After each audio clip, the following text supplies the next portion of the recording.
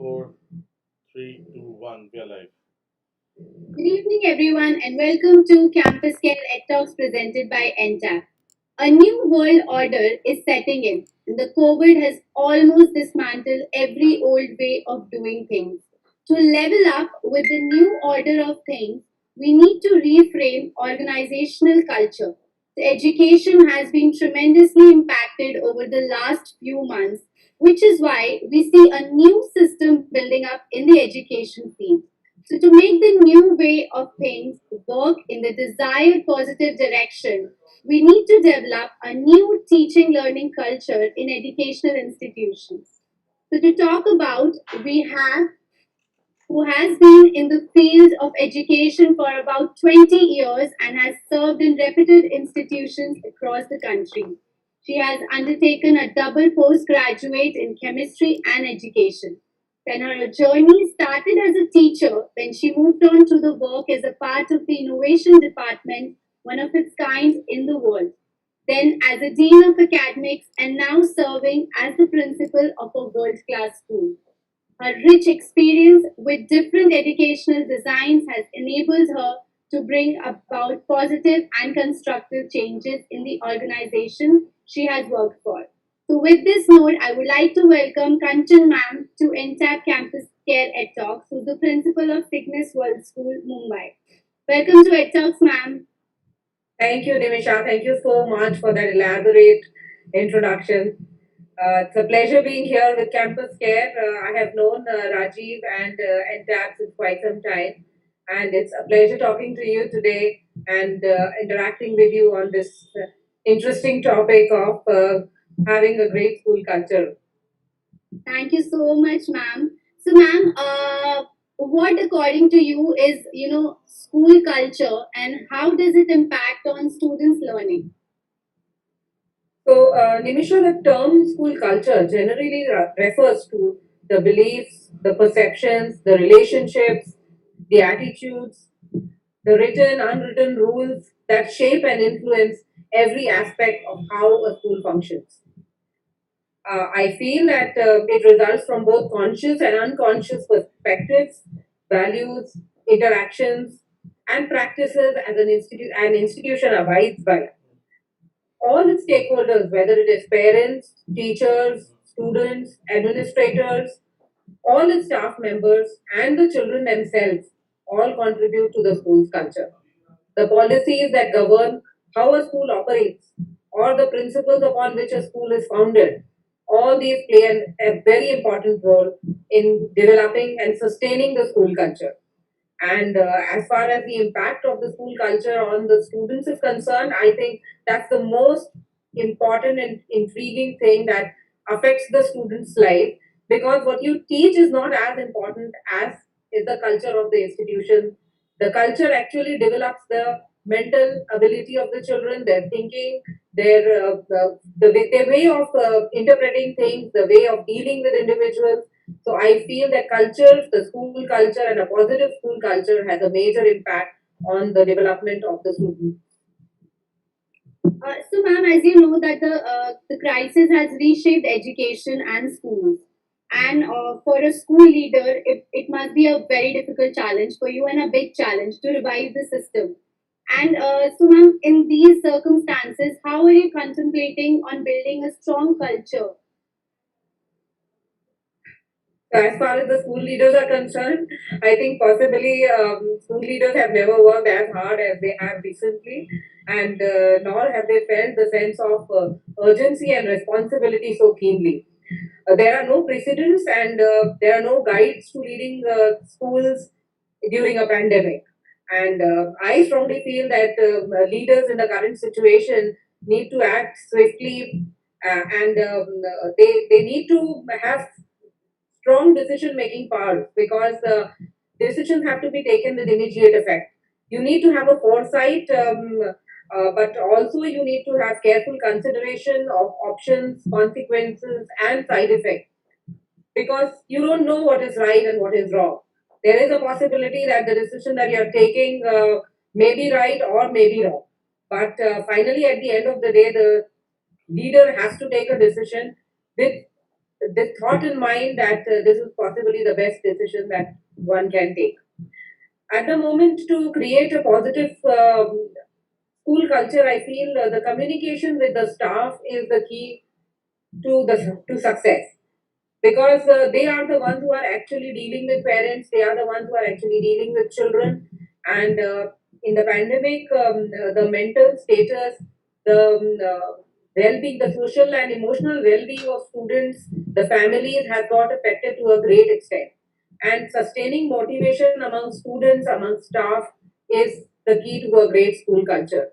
So that's what we are working on consistently as far as my school is concerned. Technological upgradation is something that has taken place overnight.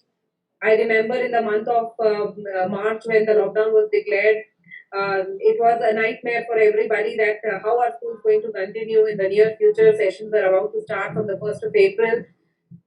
Then finally, we took a call at almost a short time period of 5 days that we will go ahead and continue the online classes exactly from the 1st of April. And I think it was a quick decision. And then we went online, planned our curriculum.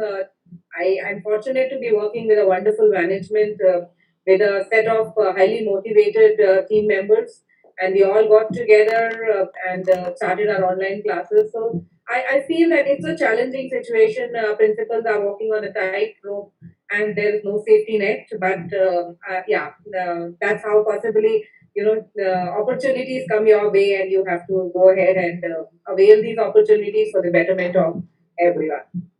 So, ma'am, as you just talked about technology upgradation, so we are rapidly moving towards the online education, and building a healthy remote learning culture is very crucial. So, how are you working on building a sustainable and virtual education model? Yeah, so Nimisha, basically, all of us know that technology is something that comes very easy to students, but it's not that easy for teachers, for parents. It's a challenge for all of them.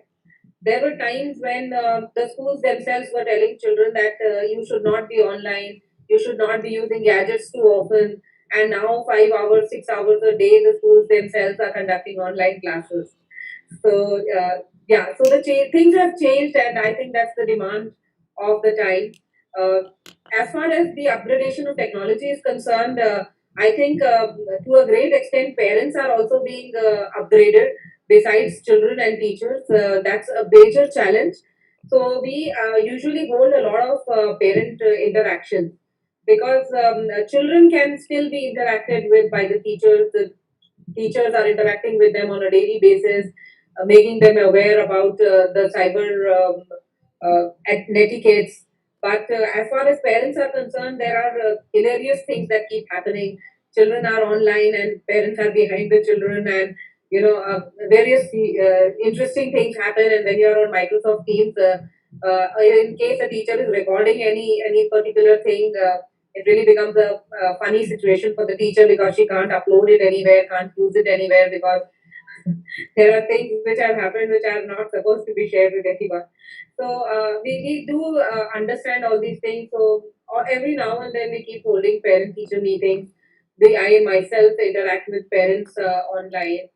We've held a lot of training programs for parents, because once we started with Microsoft Teams, it was really difficult for parents to understand how to upload assignments, how to go ahead with the examination system, because that's what we experimented as well.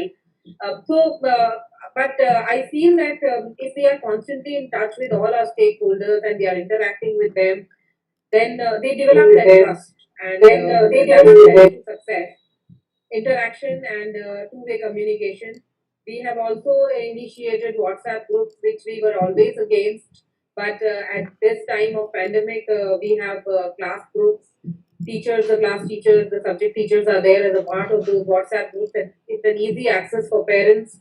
So, and every now and then, whenever whatever is required from the parents' end, whatever is required from the school's end, is immediately communicated to the parents through the Quick School app, through the WhatsApp groups, and constant interaction with parents, taking feedback from them. I think this is possibly creating a very positive culture and a positive environment Besides that, teachers are also constantly talking to children about how things have changed and how things are going to change in the near future. So that's possibly going to create sustainable trust in this virtual system amongst the parents and all the stakeholders of the educational system. Ma'am, the world is more interconnected than ever, and global education will be defining feature of a new world. There has to be an attempt to make our students future-ready global citizens. So, ma'am, what are your thoughts on that? So, absolutely right. Having on global, on economic, political, and allied fronts as a nation, it is anticipated that the next generation would be a generation of global citizens, where geographical boundaries would cease to deter belongingness to merely one corner or location of the world. And certainly, this demands a wider perspective and a mindset to match, different perspectives. So, at the moment, it's very, very important that schools collaborate, individuals collaborate across the globe. So, what we did was we conducted an online webinar for our children of grade 9, 10th, 11th, 12th. We invited some speakers from across the globe. Two of them were from the US and one of them was from Gujarat. They were from diverse fields. One was an entrepreneur, one was from a film industry, and one of them was from the biochemistry background. And our student council interacted with them, spoke to them about the different career opportunities that children could aspire for in case they are in any of these three streams, like the commerce stream, the science stream, and the humanities, the arts stream. So I think this was not earlier possible because we used to restrict it to our audiovisual room.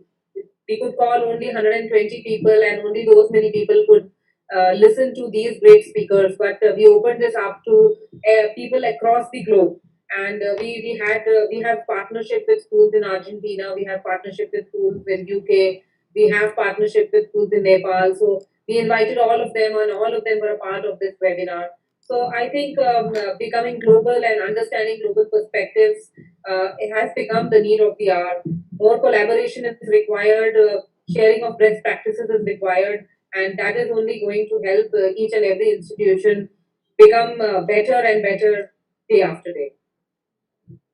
Great. Ma'am, would you please share your experience about the collaborations that you did with the foreign schools? Yeah, so I think in 2017 we initiated this project of ISA, the International School Award, with the British Council, and that is how we understood that this collaboration with international schools brings an international dimension into the curriculum. And our first school was the Belgrano School in Argentina. We collaborated with them on an MUN, and our grade 5 students did an MUN with them, and online MUN, and it was about hunger. And children of our school and their school, they researched about the different problems that exist across the globe and found that poverty and hunger is one of the major problems which is there across the globe, and it is not that it is only restricted to countries, the developing countries. It's there even in the developed countries. They pulled out the data, and then they prepared posters and talked about what are the possible solutions for such kind of things. And then we had a video conferencing call with the students of the Belgrano school. And since then till date, we every year collaborate with them, and it's a wonderful experience. Our children look forward to this collaboration, and when they start doing MUN from grade 5, when they reach grade 9, they are like experts at MUN. So I think that's a wonderful platform.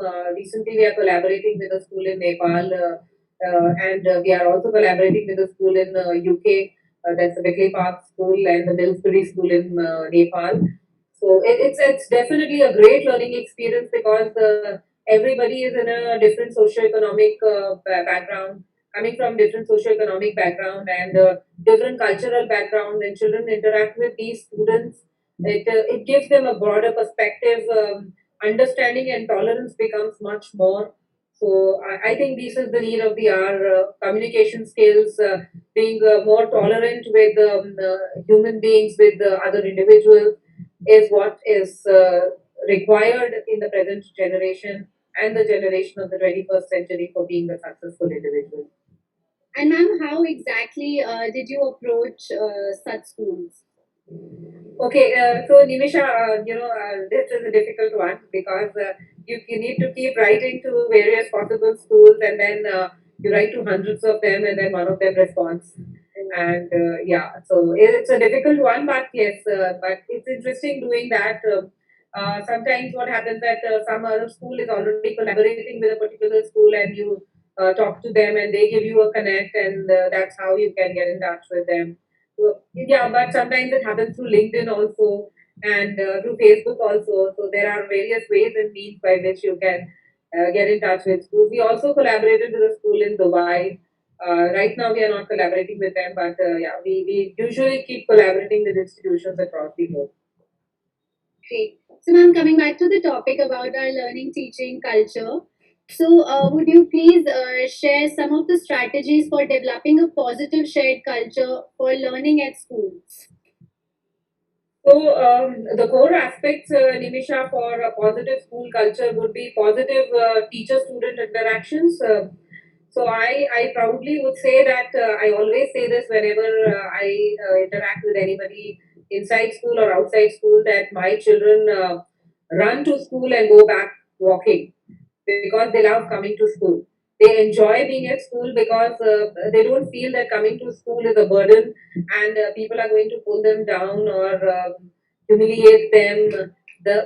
The major way of controlling children when there are 40 or 50 students in a class is possibly by pulling them down and saying something that possibly hurts them and then they will never ask a question. But that's not the right way. Every individual has to be respected and has to be valued as an individual, and that's what positive school culture is all about. So positive teacher student interaction is one of the keys to having a positive culture at school. So we at our school value individual, each and every child as an individual, and respect what they have to say, and we never ever humiliate them, whether in public or in private. So we call them separately, we interact with them if they have done anything that is inappropriate, but we respect their individuality. We also make students feel safe and connected and engaged at school by not doing only scholastic work, but there is a fair balance of scholastic and post scholastic. We never call it extracurricular or extra activities. It is a part of scholastic and it is very well integrated into the system. So there is definitely an art class because that's as per the requirement of CBSE, but within the subjects also there is an integration of art, and the art not only in the form of drawing or painting, but rather in the form of dramatics, the form of music. So children love coming to school and enjoying all these things. Then the policies that govern the school, like for example the social, emotional, the ethical, the intellectual knowledge, skill, dispositions, all these barriers. We address barriers to learning and teaching in order to make sure that children are learning well. So all the different kinds of activities that take place within the school, it has to be integrated within the curriculum as per the policies of the school. Only then a positive environment can be created at school, and children will love coming to school when they are involved in decision making as well.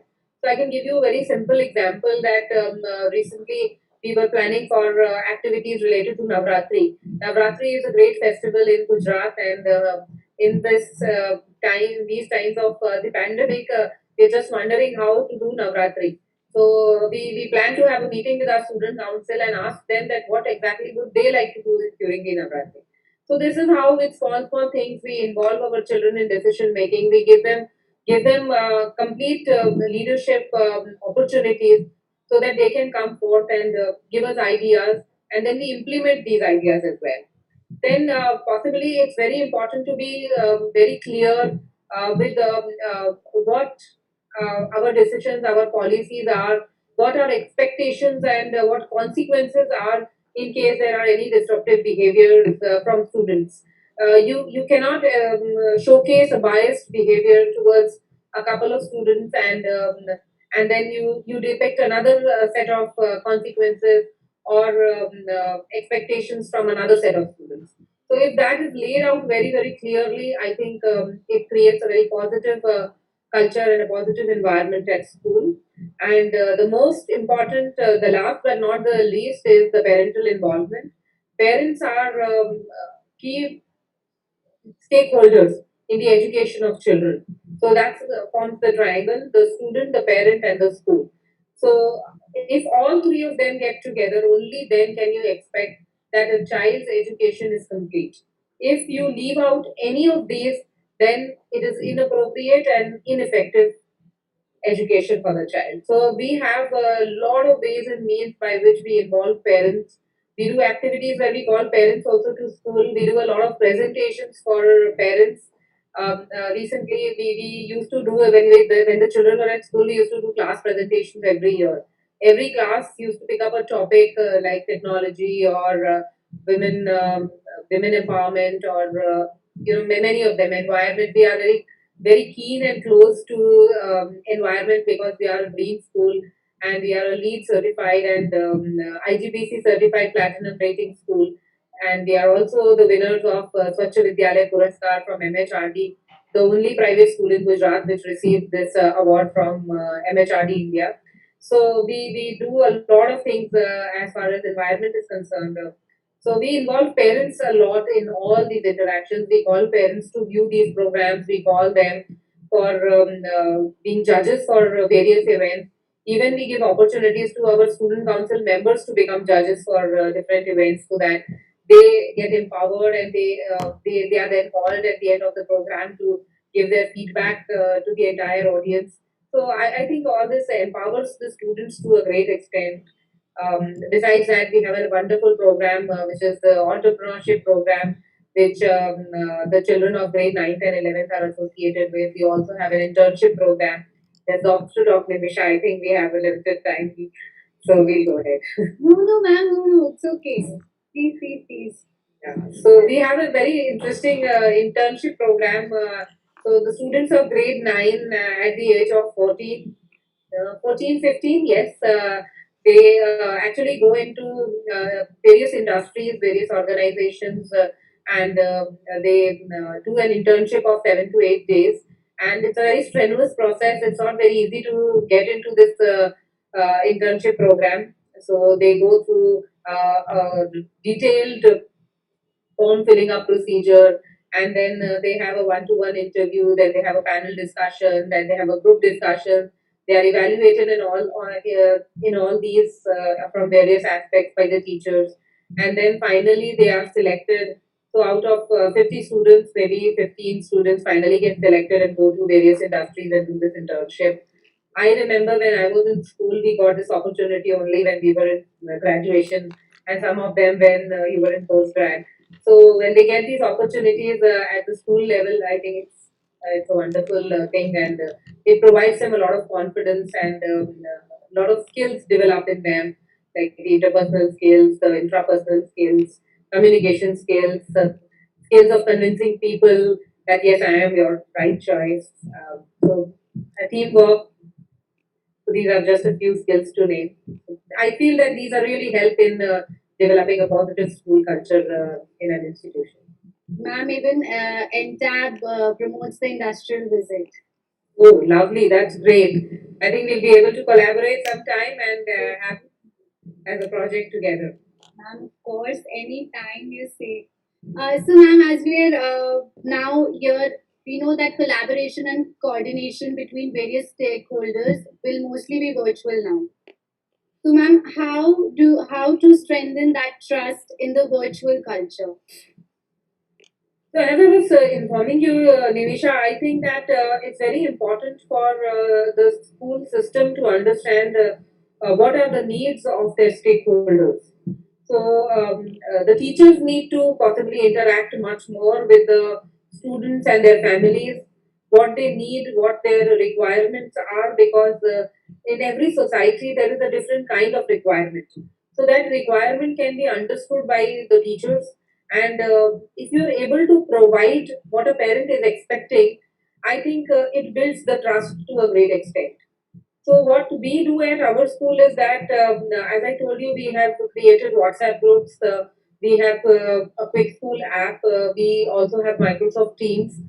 As per the guidelines from CBSE and from the MHRD, now the Education Ministry, we have reduced the number of teaching hours, and we provide synchronous and asynchronous assignments to children of the primary school. Teaching learning has changed to a great extent as per the requirement of the current pandemic.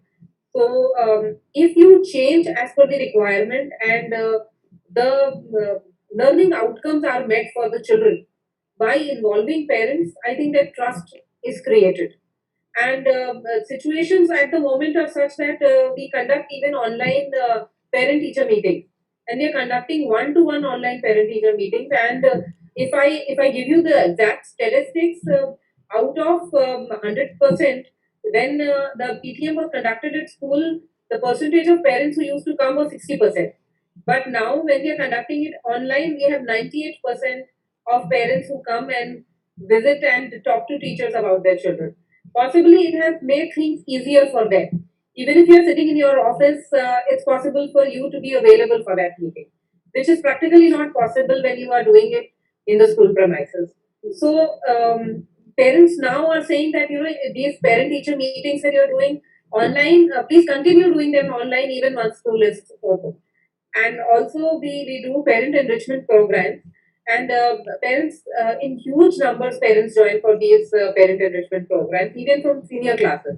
Although in the past we have observed that they do not come to school because they feel now the children have to manage things on their own, but right now many of them are joining. It's possibly because of the ease and comfort at which they can join from home or from office or from wherever they are. Even while they're traveling, they can join in for an online session. So I think if we understand the requirement, if we understand what the parent expects, what the child expects, and we provide them with that, then the trust is definitely created. And also, giving feedback plays a very, very important role, because when we give feedback, the parent understands, the child understands that the feedback is genuine. It definitely has to be genuine, and you can't just be appreciating the child for anything and everything. So if the teacher has evaluated and understood the child well and is giving appropriate feedback, both in terms of what the child is doing well and what the child needs to work on, I think that creates a lot of trust. And this is the key to a good parent and school relationship. And this, I think, creates a very strong bonding between the school and the parent, and leads the school and the child and the parent to the best possible outcomes. Of course, ma'am. So, ma'am, before we end our webinar, any suggestions for your students and the viewers? Yes, so for the teachers, I would like to say, for the teachers, my only suggestion is that people who will move out, especially teachers, I'm sure it holds good for all other job profiles as well, uh, will move out from their comfort zones and adapt themselves to the evolving circumstances by embracing technology, will prosper and grow. The teachers who will make their lessons interesting by creating a want to learn amongst children, and will develop the curiosity of children by using innovative ways of teaching how to learn, because knowledge is very easily accessible at the moment. By using innovative ways to teach how to learn, I think they will be able to exist in the near future, otherwise, they will be doomed. And so, in the other words, I would say that the education industry is in need of leaders in the form of teachers who can help children pave their path for the future by providing them guidance in anything and everything, and not restricting themselves to the limits of their subjects. So the teacher is supposed to be a know how, and she should know everything, and she should be able to help her or his student with anything and everything. And for students, I would say that they need to become more responsible towards their own learning, because now things have completely changed. No one would be following them up to complete and submit their assignments, or pester them to attend classes, or to learn the assigned coursework.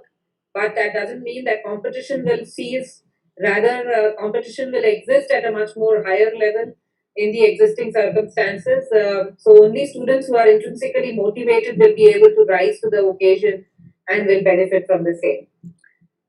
I think this while being online, the students also need to ensure that they follow the etiquettes, because anything and everything that they do online leaves a digital footprint which can never ever be erased.